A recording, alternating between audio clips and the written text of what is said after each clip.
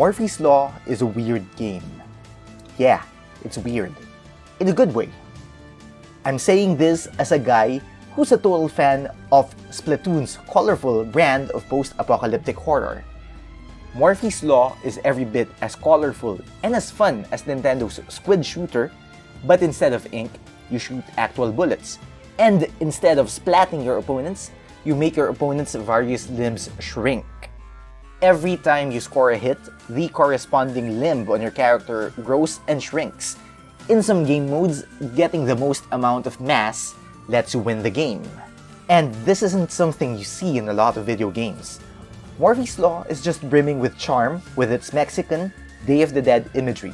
It's colorful, the music is the right amount of enticing, and it's got loads of personality. That personality being weird. I love it so much. The controls are actually really good and sticks close to Splatoon. See, there's a reason why I'm comparing this to the Squid Shooter. The motion aiming is nice and precise, and you can easily reset your camera by hitting Y on your controller. You get to build and customize your loadout with a host of fun and weird options, and the colorful designs you get to paint on your Morphies are different sorts of cute. Cute skeletons, yes. Don't judge me.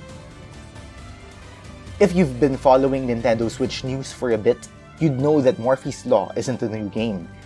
This was released a year ago as an indie Switch exclusive to much fanfare, but the hype quickly died down due to a lack of polish. Of course, you can't expect Nintendo-level polish from a small team such as developer Cosmoscope, but there are enough visual glitches to make the experience quite jarring. This being a remastered, remorphed edition, you'd think that these glitches would have been polished by now. Well, they're still there. They are not game-breaking by any means, but you'll often get stuck in corners, your character's animation can get janky at times, and there will be some frame drops. Don't get me wrong, despite these bugs, I still had fun. Lobbies can get filled up quickly, so you can get dropped into a match and not waste your time waiting for people to just play with you. If you're too impatient, there's also an offline mode where you fight bots. If you don't have a Nintendo Switch and you'd like to get into the Morphies Law action, fear not! There's a new Steam version available.